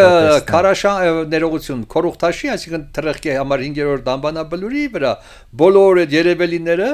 հատուկ հակուսներով եւ այլն բոլորի ձեռքին գավաթներ կա, որով իրենք ողջունում են արդեն թագի վրա նստած, գայի ներողություն, գայի վրա նստած արդեն թագակիր անձնավորությանը։ Գինով են, չէ՞ այդ բաժակները։ Այդ կարեջերով չեն։ Չէ, չեմ կարծում, որովհետեւ այն հնարավոր բոլոր դեպքերում, երբ որ մենք այս կամ այն չափով անալիզի արդյունքներ ունենք, եթե հնարավոր է ինչ որ բանի հետ նույնականացնել, ապա դա գինին է։ Այո։ Բանալության շնորհակալություն։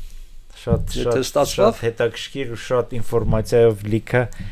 հաղորդում էր, բայց մենք դեռ ելի ունենք խոսելու թեմա, շարունակենք։ Ես հակին բան ունեմ, եթե դու մտածես ինչ-որ մի բան ու ես քեզ պատասխանեմ, որ այդտեղ կամ էլի, ես հասկանում եմ այդ գործերից, հարց չկա։ Այո, հնագիտությունը շատ կարևոր է ու նաև կուզենամ, որ մեր լսողներից նաև կուզենամ, որ մեր այս հաղորդումները նաև ոգեշնչեն ինչ-որ երիտասարդների, ովքեր գտնեն իրենց այդ հնագիտությունում, չգիտեմ։ Ասեմ քեզ, ես իմ ուսանողների հետ այս վերջերս որ բան եմ անում, ամեն անգամ հարցնում եմ ինչ եք ուզում դառնալ եւ այլ ինչ եք որոշել, երկրորդ կուրս եք, երրորդ կուրս եք, պատկերացրու բոլորը համարը, չգիտեմ, հիմա ինձ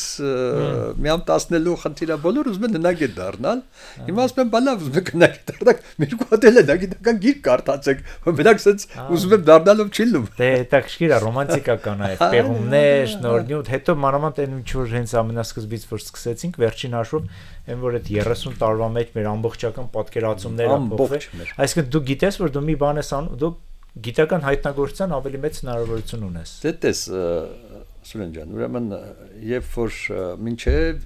80-ական թվականների կեսերը եւ այլն, Քուրարաքսյան մշակույթը, երբ որ դուք նայես հիմա մեր առաջին մեծ գրքերը որտեղ կան, Քուրարաքսյան մշակույթը ժամանակագրում են 24-րդ դարով, ավարտվում է 20-րդ դար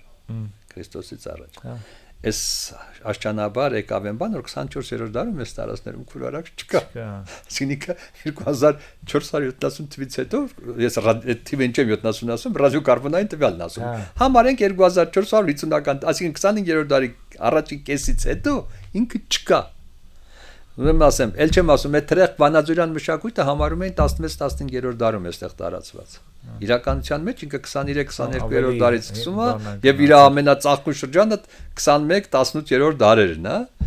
Ուզում ասեմ, էսենց այսինքն զուտ ժամանակագրությունը եւ արդեն այդ ժամանակագրությամբ աշխարհի հետ նրանց համատելու, հա, ուր տեսեք ոնց է ուրեմն Կուպցինը որ պեղել էր այդ առաջին դամբարանները, այդ թրեղկի։ Ուրեմն ինչ ասում է, սա դամբաների ոսկին, զարդերը, ուրի թակավորների թակավորական այդ թաղումների ոսկու կրկնօրինակներն է, շատ նման է, բայց 16-15-րդ դարում թվագրվում։ Ինչու որովհետև ինչ որ բաներ էլի, այսինքն այսպես կաղապարված ընկալումներ կան եւ այլն։ Այդ պետք է անցնի ժամանակ, մենք ասենք ախպեր ջան, ինչու ասենք միտանյական կնիքը մենք պետք է արձանագրենք Արտիկում Մետանական այդ կնիկները այնտեղ որտեղ այդ միտանին եւ այլն նրանք 15-14-րդ դարեր են մեր մոտ դա դառնում է 14-13 անի իմպորտի ճանապարհ դրանցնի գազներ էլի ասենք ինչու՞ դի կուրիգազուի կնիկը վրան գրած մեծամորում այսինքն այդ մարդը թիվ ունի ապրել ինչու է մենք հարյուրավոր տարիներ հետո ժամանակագրում էլի այսինքն իսկ դա բարձում է հետեւյալը որ դրանք խոշոր դամբաներ են թալանվել են եւ այլն դրանք մնացել են այդտեղ այդ վերիպելա կամ այն կուլտուրան չեղել հա չէ ոչ միայն տեխնիկան նաեւ պեղման մեթոդաբանությունը բուն դաշտում աշխատելու հողը հեռացնելու մեթոդաբանությունն էլ խնդրեմ է դա էլ է տեխնիկա էլի ասենք ոնց է մշակում ոնց է անում այդ ամեն ինչը աշճանաբար դրանք լավ ես կարծում եմ որ ընկավ էլի եւ ես կարծում եմ որ այս նաեւ արհեստական բանականության ներմուծման որը երևի ինչ որ էլի ձևով կօգնի ձեզ մենք տվյալների հավաքից հետո կօգնի բայց դաշտում տվյալներ կորզելու ձև այսինքն ձերքիդ մալան եւ խոզանակը չեմ կարծում որ առաջ կա 100-200 տարում փոխվի դրա մասին ենք խոսում մեր գործընկերներով որ ցավոք սրտի այն ինչ որ մենք սիրում ենք անենք մտածենք եկեք թող ինքը դա մեզ թողնի գոնե այն ձեռի այն ծանր աշխատանքը ինքը անի բայց չի ստացվում օթային լուսանկարումները լիդար սիստեմներ կան որ նկարում են հողի տակ պատկերները այսինքն մենք առանց պեղելու արդեն կարող ենք արձանագրել թե ինչ իրավիճակ է եւ այլն բայց մեկը որբիսի այնտեղից դու այդ ինֆորմացիան կորսես հանես 10 հնակենսաբանին իզոտոպային անալիզ անի ռադիոկարբոնային անալիզ այսինքն առանց այդ անալիզների դու չես կարող դա արդեն պետք է հանես այսինքն ժամանակակից գիտությունը ինձ հնարավորություն է տալիս գետնի տակ տեսնել թե ինչ է իրավիճակը ինձ օգնում է ավելի նրբորեն աշխատել բայց մեկը ես պիտի դա ձեռքով հեռացնեմ հա մարդուն հանեմ մարդու ոսկրաբանական նյութը տամ համապատասխան մասնագետներին կենթանալին հաղորդում պետք է անենք ընդհանրապես հնագիտություն եւ հնագիտական տեխնիկաների մասին դա մարսյան ծանոթացնենք ինչ է անում հնագետը վերջը միայն դա թե դաշտային հետազոտությունների ընթացքում դու ինչ ստրատեգիայով ես մտնում հուշարձանի տարածք այսինքն ինչ խնդիր լուծելու բան ունես, հա ծրագիր ունես քո առաջ։ Այդ խնդիրը լուծելու համար այսօր ինչ է հնարավոր անել։ Այսինքն զուտ անելը դա դառնա երկրորդական, երրորդական բան, այսինքն դե խնամքով հանեցիր ապրես, շատ լավ ես արել, բայց հետո այդ նյութի դի աշխատես, այսինքն դա պիտի գնա, ասենք օրինակի համար XRF, չգիտեմ, այդպես անալիզների, այն պիտի գա իզոտոպային այսինչ անալիզի, այս մեկը պիտի գնա փոշեհատիկային անալիզի եւ որովհետեւ ամեն ինչը արդեն պետքա գա այդ մասնագետը դա վերցնի։ Քեզանից եթե ես վերցնեմ այդ ոսկորը ու տամ քեզ որպես մասնագետի, դու կարող ասես իզուր ես արել, ես դի գա դա հանեի Այսինքն ինքը դրա հանելու մեթոդաբանություն կա եւ այնպես չի որ ամեն մի հնագետ այդ բոլոր հանելու մեթոդաբանությունները տիրապետում է իր խնդիրն է գտնել այն մասնագետին, որը դիգա իր հետ այդ գործը անի։ Իսկ դա նույնպես շնորհքու գիտելիք է պահանջում։ Այս դա կլինի մեր հաջորդ հաղորդման նյութը։ Շնորհակալություն, շնորհակալություն։ Եղավ Սուրեն ջան։